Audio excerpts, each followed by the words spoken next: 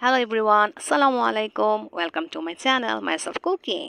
তো আজ আমি পটল দিয়ে আলু ভাজা করব। তো সেজন্য অবশ্যই এখানে 8-10টা পটল নিয়েছি, তার সাথে 4টা মাঝারি সাইজের আলু নিয়ে নিয়েছি।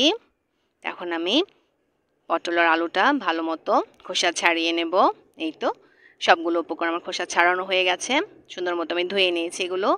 এখন আমি এখানে আমার পেঁয়াজ কুচি, কাঁচামরিচ, রসুন কুচি আর ধনেপাতা ছিল। এখন আমি আলু আর পটলের টুকরোর উপর ভালো মতো লবণ, হলুদের গুঁড়ো, একটু মরিচের গুঁড়ো দিয়ে ভালো মতো মিশিয়ে নেব।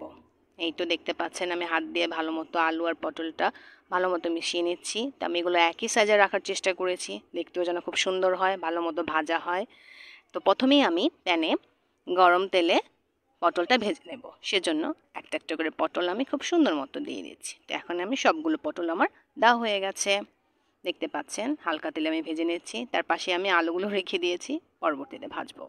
এই তো কিছুক্ষণের মধ্যেই আমার পটলের এই পাশটা হয়ে গেছে। তো আমি একটু করে সুন্দর মতো একটা একটা করে পটল উল্টিয়ে দিচ্ছি যেন ও পাশটা ভালো মতো হয়ে যায়। তো কিছুক্ষণের মধ্যেই আমার পটল ভাজা সুন্দর মতো হয়ে গেছে।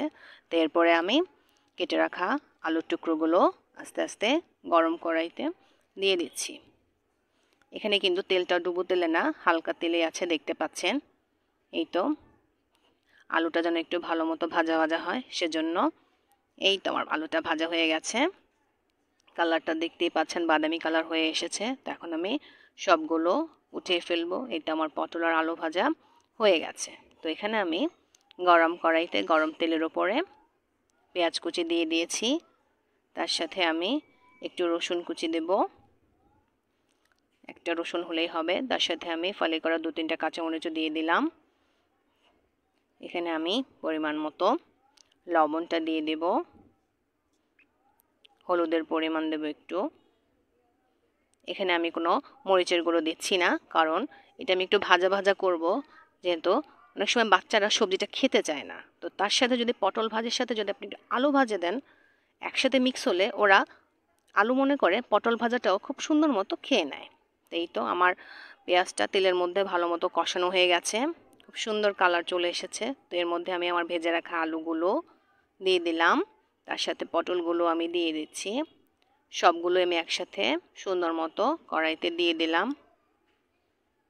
এই তো দেখতে পাচ্ছেন এগুলো এখন আমি ভালো মতো পেঁয়াজের সাথে এপাশ ওপাশ করে মিক্স করে নেব। এখানে আমি কোনো পানি অ্যাড করিনি, যেহেতু আমি শুধু এটা ভাজবো।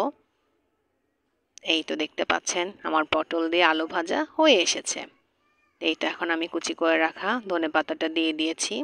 কিছুক্ষণের জন্য আমি ঢাকনাটা দেব, যেন একটু সিদ্ধ হয়ে আসে গরম ভাপে। এই তো দেখতেই পাচ্ছেন তেলটা ভেসে এসেছে সাইড দিয়ে, খুব সুন্দর একটা কালার চলে এসেছে, দেখতেও খুব ভাল লাগছে।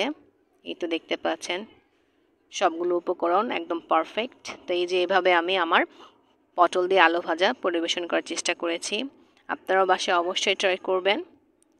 যদি কারো এই রেসিপিটা পছন্দ হয়ে থাকে, আমার চ্যানেলে লাইক দিয়ে শেয়ার করে দিবেন, আমাকে অবশ্যই কমেন্টস করে জানাবেন। আবারও দেখা হবে। আল্লাহ হাফেজ।